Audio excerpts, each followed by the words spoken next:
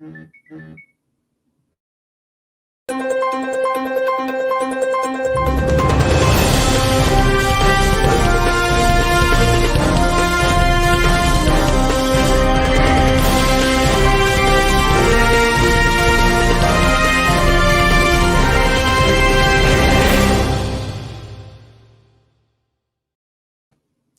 Democrats. Today is Friday, November 12th, and it's time for the Chair's Daily Live.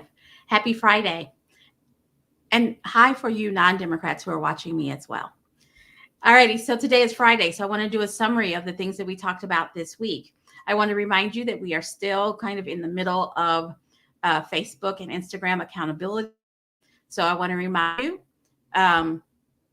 watch what you share, watch what you post, make sure that it's factual and that you fact checked it, not just on sites to make you feel good, confirmation bias, but you check them on verifiable sources. We don't need to be the source of misinformation spread on Facebook or Instagram or Twitter or Twitch or TikTok or whichever one I'm leaving out. We all need to be very careful of fact checking what we put out there so that we're not spreading misinformation. So I want to get that out of the way. So summary of some of the things that I talked about this week, or some of the things that have happened in Oklahoma news this week, which I think is kind of interesting. First of all, I want to remind you, we are a year out. We are 1 year out from midterm elections. Actually, right, we are less than 1 year out from midterm elections. So and all in the last 2 weeks, a lot of our incumbents and some of our new candidates have been having their kickoff parties. I hope that you've been going and learning about who's going to be on your ballot and making sure that they're being accountable to the values that represent you. And that starts now. That starts now. Supporting candidates, but also holding them accountable to the thing, making sure that they are aware of the things that are important to you. Because you should be voting for people who are considering things that are important to you, which leads back to the current governor of Oklahoma. And I'm going to choose not to say his name because I think you guys know. And maybe this will feel less like I'm talking about him. But I do want to say it. So our current governor asked for the resignation of the head of the National Guard, the Oklahoma National Guard. And his name was Thompson. And he said, yes, I will leave in January to have time for you to hire somebody else, for me to give him all the information, him or her, all the information for transition. And then I will leave peacefully. I won't raise a stink, blah, blah, blah. The governor accepted said resignation. And then without telling him, hired someone else and had them start. And the new guy said, okay, this vaccine mandate stuff, National Guard, you don't have to get a vaccine. Forget about what I think about COVID. It's real.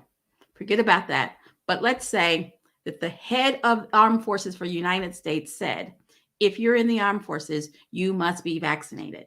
And so how the brand new head of the Oklahoma National Guard decided that this little branch isn't going to have to comply is,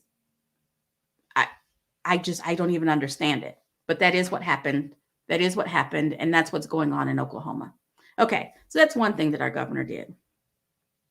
The second thing that our governor did, the Department of, I think it was the Department of Health, has started allowing folks to modify their birth certificate to identify more accurately. If they are living their lives and they identify as non-binary, in Oklahoma now, folks have an opportunity to go and modify their birth certificate. Well, maybe they do, maybe they don't. I'm not sure. The governor is fighting it. Here's the thing.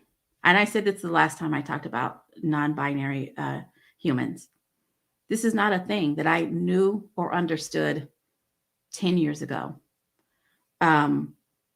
But as I've educated myself and as I have met and engaged with folks who do not identify with either male or female, that is who they are. And that our governor, instead of figuring out a way to bring more people in the fold and let people identify by who they are, he's fighting this very simple thing that does not affect his life whatsoever. It affects his life. Why? Why is he fighting? Why is he telling people your identity does not exist? Because it's not what I grew up with. And I'm telling you, I am older than our governor. I didn't grow up with that understanding. I didn't. And I was not raised by bigoted people. But as I've educated myself, I believe that it is real. I believe it is not my place to tell you how to identify. It's not my place to tell you that you have to pick. And that is what our governor is doing. It's divisive and unnecessary, but he's picking that fight. I'm going to encourage you to call the governor's office and ask him to focus on things that make Oklahomans' lives better rather than picking this dumb fight. It's just one more list of a fight that is unnecessary, just flat unnecessary. Please call the governor and tell him to back off of this fight. It makes no sense. It doesn't hurt him, but it hurts this whole population of folks who studies have shown are more prone to suicidal ideation because their mere existence is being questioned and denied. And so for the top leader of our state to add to that is more than troublesome, but I try to keep it clean, so I'll just call it troublesome. Thank you, Marianne. It is inhumane. And by the way, congratulations on being elected the vice chair of your county. All righty, so that's not all. So our governor has had a chance to hire somebody and not tell the other guy who thinks it's still his job, but he had to find out about it on Twitter. He's had enough time to pick a fight about non-binary birth certificate, a second fight, because this isn't the first audit, a second fight about non-binary birth certificates, but he hasn't had a chance. He hasn't had an opportunity to make a decision about Julius Jones. You guys have heard me talk about this. I have tremendous amount of empathy for the Howell family because as long as we're fighting this loudly and publicly, they're having to deal with their loss as well.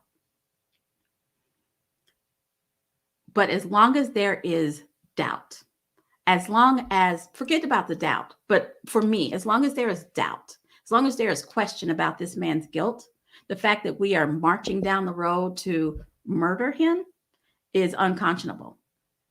Now, of course, I'm biased because I don't believe in execution at all. But as long as there's question, as long as the Pardon and Parole Board said don't do it, we shouldn't do it. The governor doesn't have to wait on any special marker. All he has to do is come out and say, we're not going to kill him. That's all he has to do. And he hasn't. He hasn't found the time to put everyone to put this question to rest for everyone, for both the Howells family and for Julius Jones and those who support him. Because as long as it's out there, Julius Jones and those who support him are in anguish. As long as it's out there, the Howell family has to keep reliving their loss.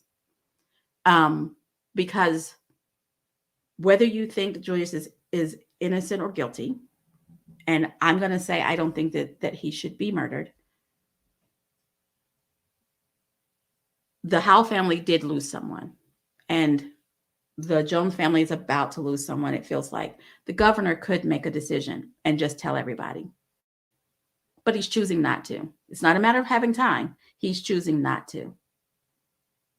I'm just going to leave it at that. In other news,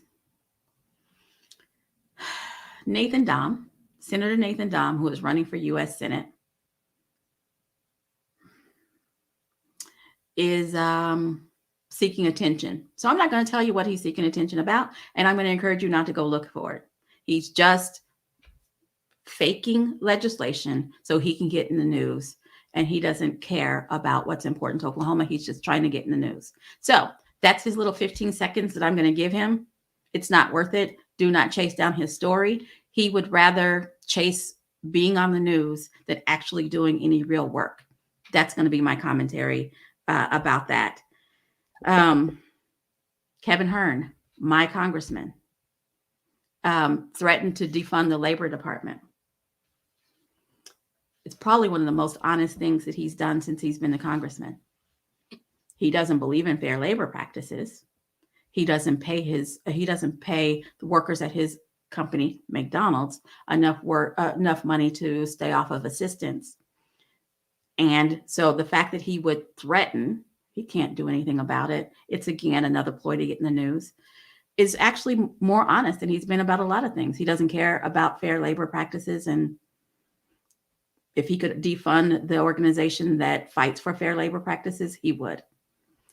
I mention all these things as if they're one and the same because I believe that they are. They are indicative of Oklahoma Republicans fighting culture wars rather than putting forth policy decisions, policy ideas that help Oklahomans. Last weekend, the infrastructure was passed through Congress and the Senate. None of our delegation, and we have 7, none of our delegation voted for improved roads for Oklahoma. None of them voted for better access to high-speed internet. Roadways, waterways, none of them voted for it. They all voted against improved roads, an improved grid for electric vehicles, high-speed internet.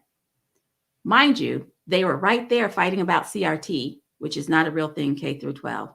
They're right there fighting about non-binary birth certificates. They're right there fighting about COVID. But when it came time to do something that would actually help Oklahomans, they voted against it. All of this brings around what I'm always here telling you. Now is the time to make a change. Help elect. We have to change the outlook of the Oklahoma legislature. We need to change who represents us in Congress. We need to change who represents us on Lincoln at the Oklahoma Capitol.